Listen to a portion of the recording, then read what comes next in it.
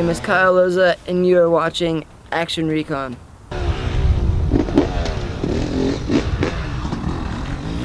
My day has changed a lot in the last few years.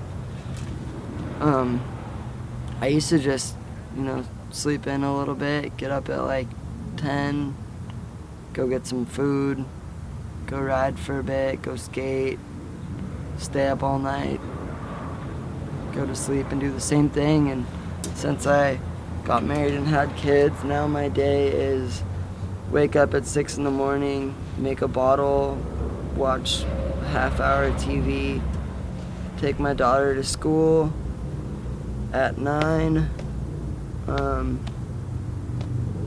ride, pick her up at 1, take her home, come back, ride some more, eat dinner, go to sleep at 9. So it's a pretty strict schedule nowadays. Like every year right before X Games, something odd happens. So the first year we were filming for that TV Stunt Junkies, and it was April Fool's Day, like a month or something before X Games, and I had a sword, like a ninja sword that I had bought my dad, and I jumped off this rock in my parents' backyard and chopped the top of this palm tree off. And when I landed in this hole in the grass and broke my ankle the day before we were supposed to shoot the stunt. And we've been filming like interviews and all kinds of other crap for like 3 days before that. So it was just like one of those "are you kidding me" moments. And then the next year, I built a '79 Trans Am. It's basically like a 2010 Corvette with a Trans Am body on top of it. So built that, and I was driving it for like a week, and then something happened getting off the toll road to come practice, and everything just stopped working, I guess, and I ended up like running into a pole, almost into this house, and then I like ran over a yield sign, and it like drug my car to a stop. Like after I ran through 3 red lights, bumping off the curb, like my steering locked up, and I was just stuck going 55, and the brakes weren't working because it was an auto or a manual. Couldn't shift, like nothing was working.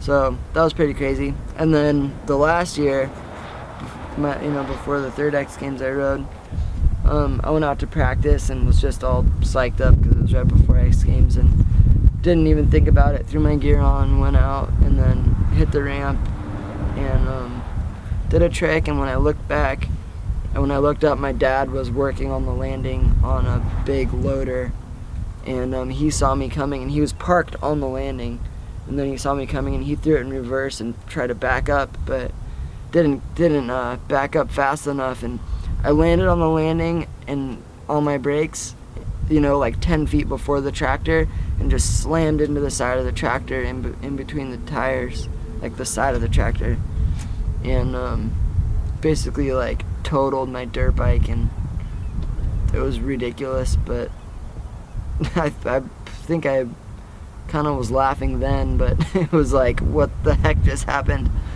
So yeah, there's always a weird little deal before X Games.